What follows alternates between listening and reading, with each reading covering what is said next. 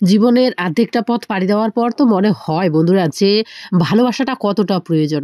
হ্যাঁ, টাকা পয়সাও প্রয়োজন, যতটা দরকার ততটা হলেও যথেষ্ট, কিন্তু ভালোবাসাটা ভরপুর প্রয়োজন বন্ধুরা। বিশেষ করে যখন শরীর অসুস্থ হয়ে পড়ে তখন তো মানুষের সব হেকরি ম্যাকরি সব কোথায় যে পালায়, কার কত গরম সব কোথায় যে যায় মানুষ ঠিকই বুঝতে পারে, তবুও শুধরায় না। যাকে আজকে সারা দিন আমি বড় অসহায় হয়েছিলাম। সারাদিন এই ছোট্ট ছেলেটা আমার দেখাশোনা করেছে বন্ধুরা। যখন বলেছি বাবা জল এনে দে, বাবা মাথা টিপে দে, সেটাই করেছে।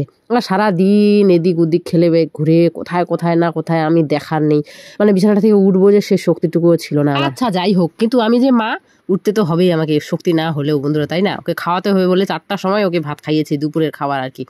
খাওয়ালাম, একটু পরেই ওরা চলে এলো শানুরা, আর আমার তো খেতে ইচ্ছে করছিলেন, দুটো খেলাম খালি। শান এসেই তখন ও গেল ফ্যাক্টরিতে, কারণ ছেলেকে প্রমিস করেছিল যে ও এসে ছেলেকে ওর ফ্যাক্টরিতে নিয়ে যাবে প্রসাদ খাওয়াতে।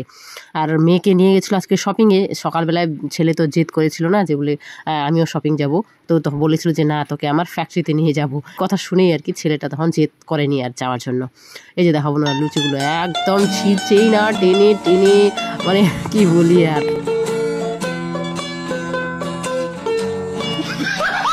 তখন দুটো বিরিয়ানি এনেছিল, একটা মেয়ে খেয়েছে আর একটা আমাদেরটা ছিলই, আমার আর ছেলের। তো আমি তো অল্প দুটা খেলাম খালি, এক তো খেতে ইচ্ছে করছিল না, আর সন্ধ্যার সময় তো আমি খেলাম প্রসাদগুলো। তো সে কারণেই এখন ছেলেকে আর মেয়েকে দুজনকেই খাইয়ে দিচ্ছি। মেয়েকে খাইয়ে দিচ্ছি বলে বিভুর রাগ করেছে, ওই জন্য খেতে যাচ্ছিল না।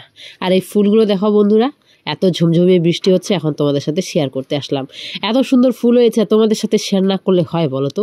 কালকে তো এগুলো থাকবে না, সে কারণে বৃষ্টিতে ভিজে ভিজে এখানে চলে এলাম, আর শান্ত আমাকে বকছে ঘর থেকে।